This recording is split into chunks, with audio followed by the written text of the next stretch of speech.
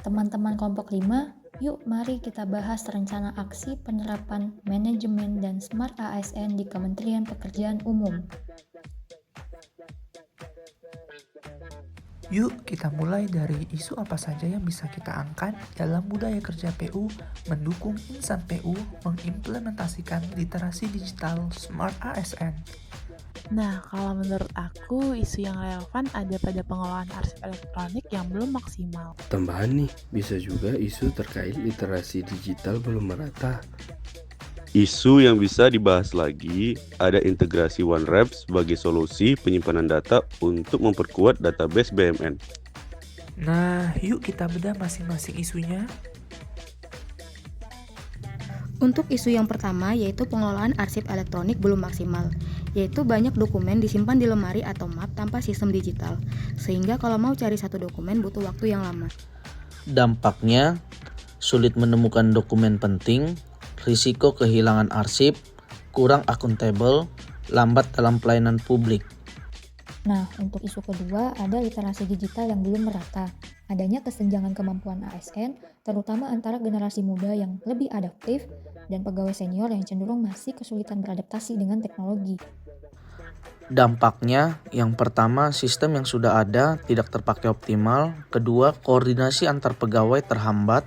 Ketiga, kualitas pelayanan publik menurun.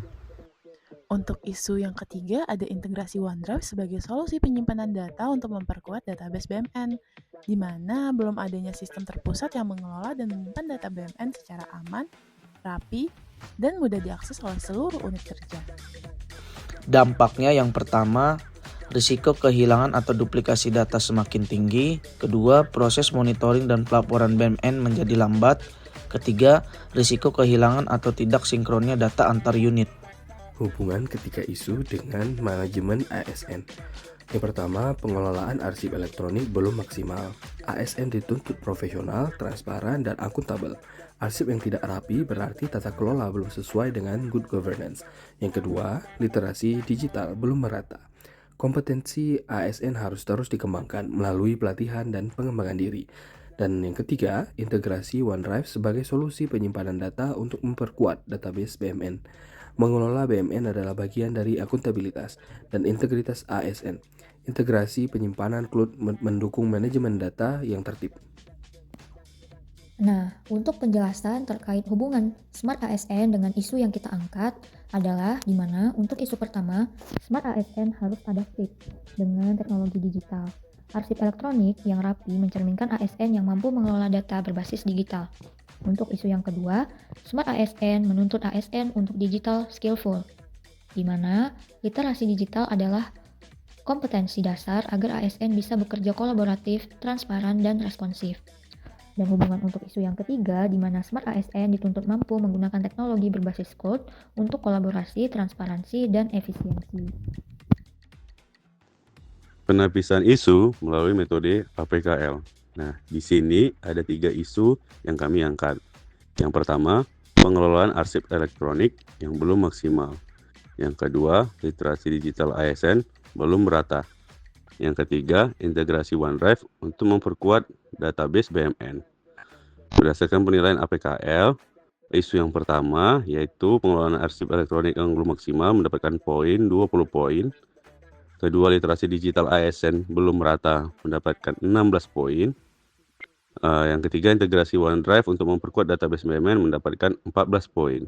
Sehingga didapat prioritas utama adalah isu yang pertama, yaitu pengelolaan arsip elektronik yang belum maksimal. Baiklah, di sini saya akan menjelaskan analisis isunya dengan menggunakan fishbone diagram. Bisa kita lihat bersama, kami membagi kategorinya menjadi 4. Yang pertama man, kedua machine, ketiga metode, dan keempat material.